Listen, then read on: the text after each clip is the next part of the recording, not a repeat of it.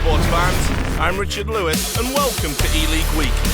It's week 8 and we welcomed in 8 returning teams for the last chance qualifier. Let's take a closer look at our first 2 teams, Renegades and Flipside Tactics. You don't talk about this team a lot, but I know one man in particular you do admire on this team is JKS.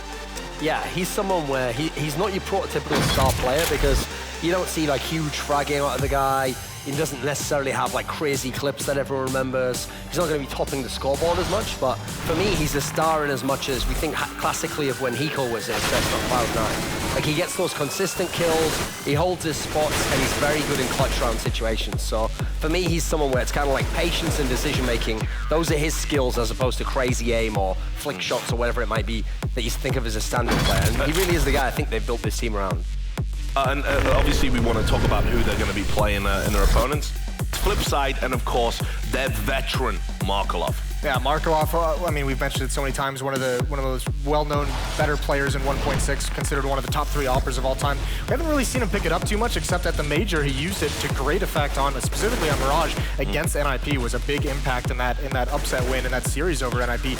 And this is a team, I mean, not just with Markelov, but this team in general, because you almost have to call it a team because they don't have this consistent superstar that always shows up, but somehow this team always just does better than everyone expects. It's usually just qualifying with the Major. Well, this last one, just last week, they took the next step. An upset series win over NIP to make it into the quarterfinals of the Major, which is absolutely astounding for a team that came in as such an underdog.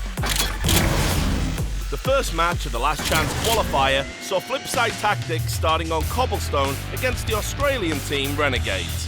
It was even early on, but Renegades started to put some distance between themselves and Flipside as they cruised into half-time. Big win there for Renegades. That was fantastic. Waylander is just completely destroying. Coming out of the break, the Aussies continued to punish the Ukrainian team as the counter-terrorists. Here is that big, nasty P90. And easily took the first map with a commanding 16-5 win. The second map of the series was set on train, with Renegades looking to complete the sweep against Flipside. They came right out of the box, looking to pound them off the start as the terrorists. So far, it's complete decimation there.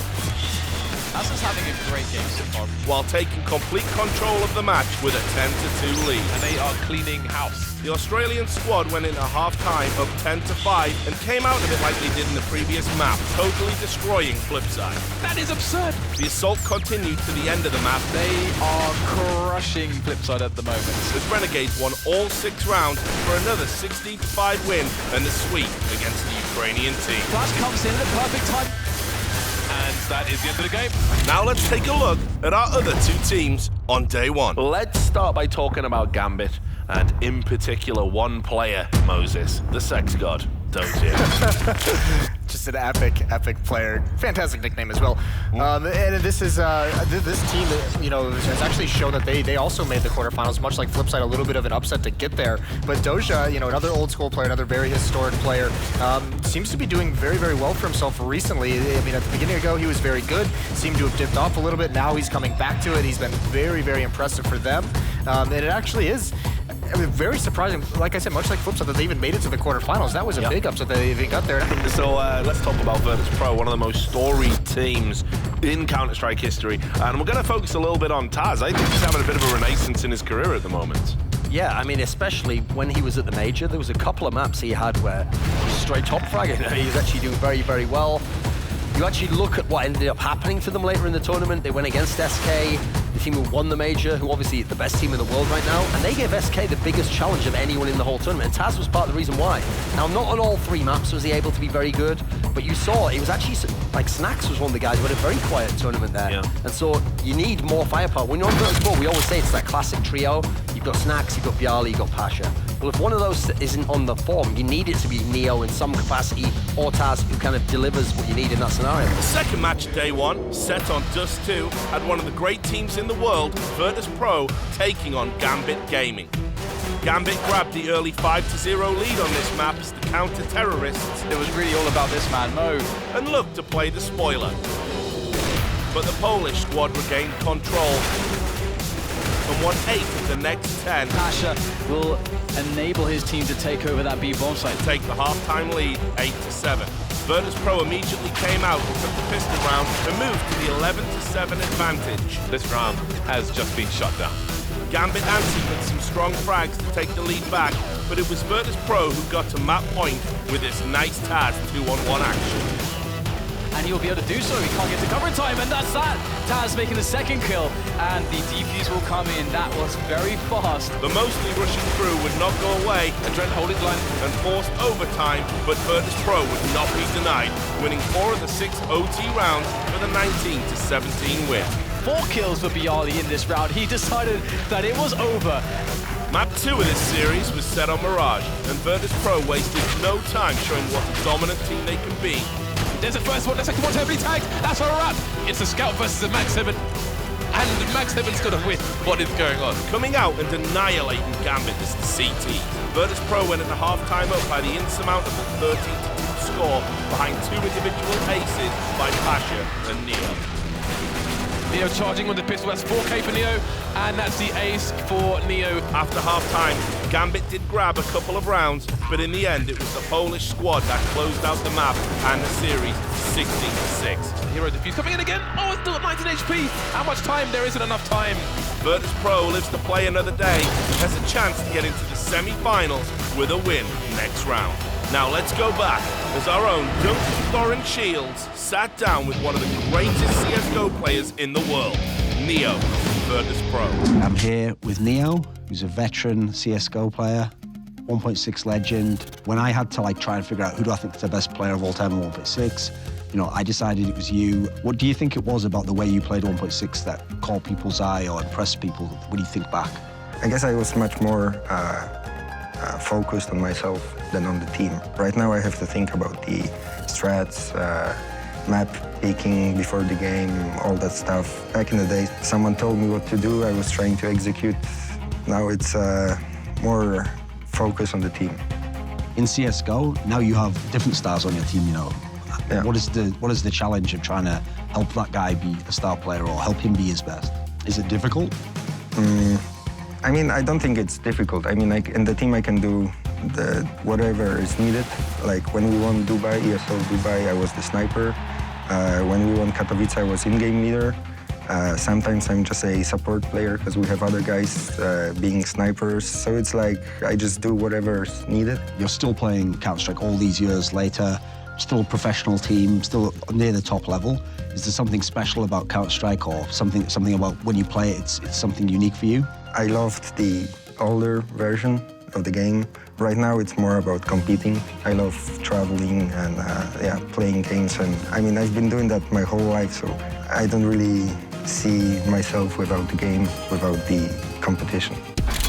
So we enter the second day of the Last Chance qualifier with 4 more teams looking for a chance to get into the ELEAGUE semi-finals. Let's break down the first 2, Mouse Sports and G2 Esports. Yeah, why didn't you do Nico? Because you did vote him best player in the world. Sure. I have to say, at the moment, this tournament is going to be one of the tournaments that decides to me whether he still retains that status, because obviously other contenders are there, Mouse Sports have had their problems. I still think, as you're seeing on your screen here, fantastic actual talent, ability. For me, technique is one of the areas that really impresses me with this guy. It seems like he very rarely takes overly risky shots. He has very good game sense as well. He always knows where the opponent's going to be, as you'll see here. Very efficient movements because he uses that low sensitivity. So I think just in terms of pure skill, if you take all team components out of it, you forget the results, I think he still can be put up as one of the absolute best players in the world. We're going to talk about G2. They have a stand-in, Moses. Don't That's you what heard he that thinks, on the at least. streets, yeah. But they also have one of the best players on planet Earth in the form of Shox. Why don't you tell us about him? I know you're a big fan. Yeah, he's another just unreal performance, especially recently. He had a little bit of a quiet period there, but going back to in 2013, he was undisputedly, there was a period where he was the best player in the world, single-handedly carrying his team. And just the things he do, it's not like when you mentioned Nico, like his crisp movement and everything like that, but it's just the plays he makes are so unreal. It just seems like there are other players that just can't even match it, can't even do the things he does. He's so well-rounded, and he's just the driving force behind this team. Him and Scream together, this increased performance they've had, is what has propelled G2 to being one of the top 3 teams in the world. First match of day 2 had the European Mouse Sports team taking on France's G2 Esports on Dust 2. Both teams traded the early rounds, But he'll easily dismantle Spiddy. but it was Mouse Sports playing as the CTs that found cracks in the armor of G2 and absolutely destroyed their foes for 6 straight rounds. There's nowhere for G2 to go. They are locked in now as well. This is just problem after problem. Mouse Sports came out with an 11-4 halftime lead and still controlled the action of the terrorists, They are getting fully wrecked right now. and quickly got to map point. G2 Esports won a few rounds late, but Mouse Sports finally got the win in round 25 and took map 1 16-9. We move to the second map of this match, set on cash. G2 Esports seems to be more ready for this map, And that is going to be a nice start here for the CT side. 4 versus 2 already. getting out to the early lead. There's a hole in that smoke though, and he's going to get wrecked through the smoke, straight in the head as well. But then a technical timeout stopped their momentum. The Euros used this to their advantage. Nico will gut him with the AK-47. Coming back as the terrorists and won 10 straight rounds and went into half-time up 11-4. Chris J and Nico chiming in. G2 would not go away though. By winning 8 of the next 9 rounds, they cut the lead down to 2. What a response from G2. Mouse Sports could not stop the push, and G2 came all the way back to force overtime. It is a shower of headshots. G2 climbing all the way back from a massive deficit on the first half. Both teams traded rounds in the first OT, And Simon has gone nuclear. and we moved to a second. Mouse Sports got to map point again, And that's going to be another player claimed by Mouse Sports as Dennis wants some action, and next as well. but G2 won the last 2 rounds to force a third overtime. There it is. In the third overtime, playing as the CTs, G2 Esports finally took control, winning the last 4 rounds to close out the map with a 25-22 win to even the series at 1 apiece. The third and final map of this series was set on Overpass, and again Mouse Sports dominated early, Oh no! Nico gets 2 players for free. He decimated the entire G2 squad. getting out to a 5-0 lead as the counter-terrorist. The European squad cruised into half-time, leading 10-5 over G2. There it is. This time with Mouse Sports holding the 13-6 advantage, the French squad mounted their comeback again, Smith with the snap. Scream coming in, 2-man straight out of the MP9. blasting away to win 8 of 9 rounds and tie it up at 14 rounds each. G2 would force overtime one more time by winning in round 30. In OT, it was Mouse Sports coming from behind to win the last rounds to take the map 19-17 and a chance to move into the semi-final. Rachel Seltzer caught up with the player of the match, Nico, from Mouse Sports. You guys had the lead the first map. What happened map 2, map 3 against G2? First map, we just played totally freedom. Everyone did what he wanted to do, and that was like, I guess, the key in the map. We just played without any pressure and anything.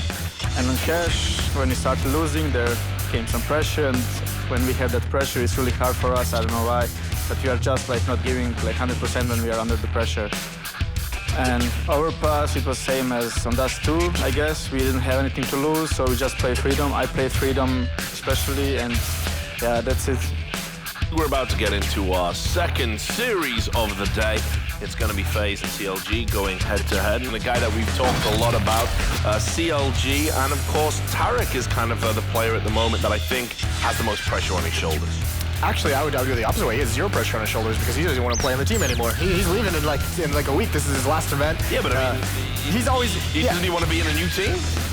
He actually said he's taking the rest of the year off, and he's thinking about 2017. Maybe he returns. He just wants to focus on the streaming, but no doubt he is one of the high impact players.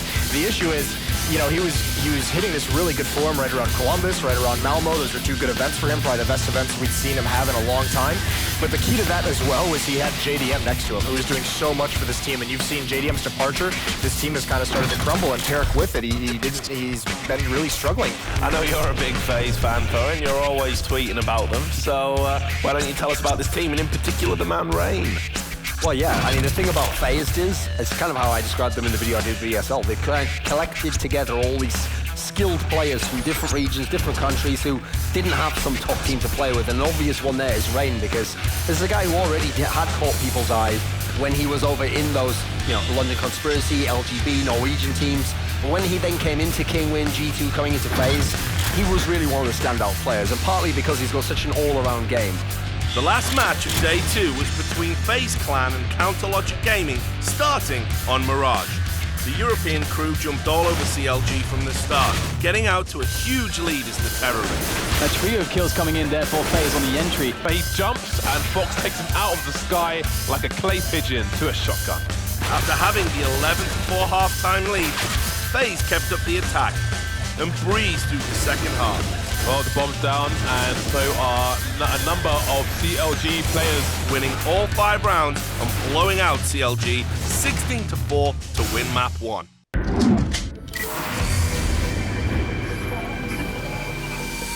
My name is Rain Nigar. I play for FaZe Clan. We have a lot of skill in our team. Most of us can go off and explode every game. We have an opera called Fox, entry called Jacob. The same goes for AC, is also entry. We have Rain, he's more the non-emotional guy. He's always focused, always like trying to be the dad of the team. I think he will become one of the top 5 players in the world 2016. For me personally, he's the best player in the world. You have to be really focused when you play. You have to play the game serious. And you just have to be versatile and do stuff that nobody else does. Our biggest rival must be Fnatic, because we're really good friends with them and we always want to beat them. FaZe is special because it's like a family. We all talk to the owners and everyone every day, so we're like a big family. The second map of the series was set on Cobblestone, with the American crew CLG coming out with a much better game plan as the terrorists. They see Rain on the site there, but they can't trade him. That's 2 for 1.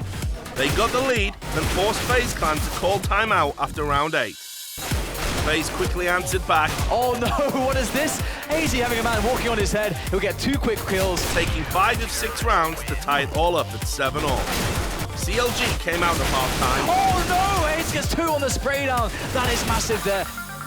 And got out to a 13-8 edge as the CT. FaZe came back again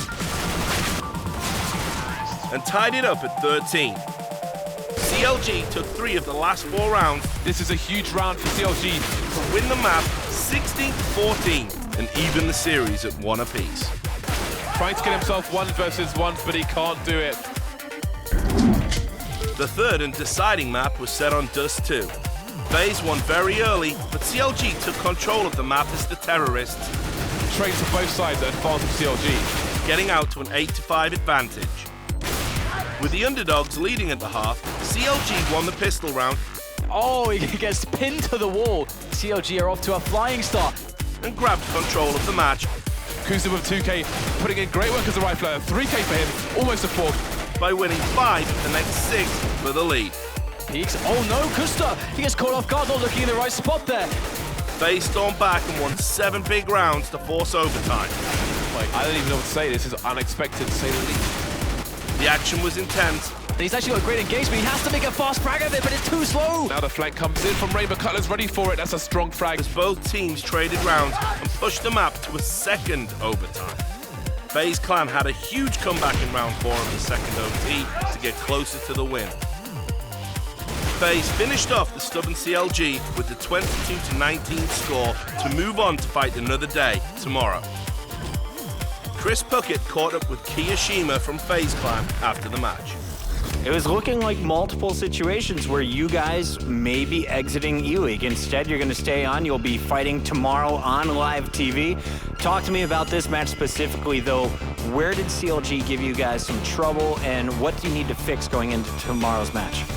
Like, I don't know, we did what we always do, and just this time it didn't work, and we're like kind of confused. We don't know what to do, so we had to stay calm. That's what we tried to do, stay calm and find out what to do, and we found out in overtime, so that was good.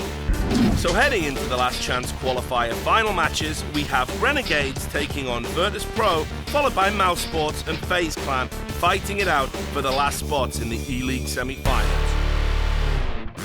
Stay tuned for an all-access team feature with one of the great teams in the world, Virtus Pro.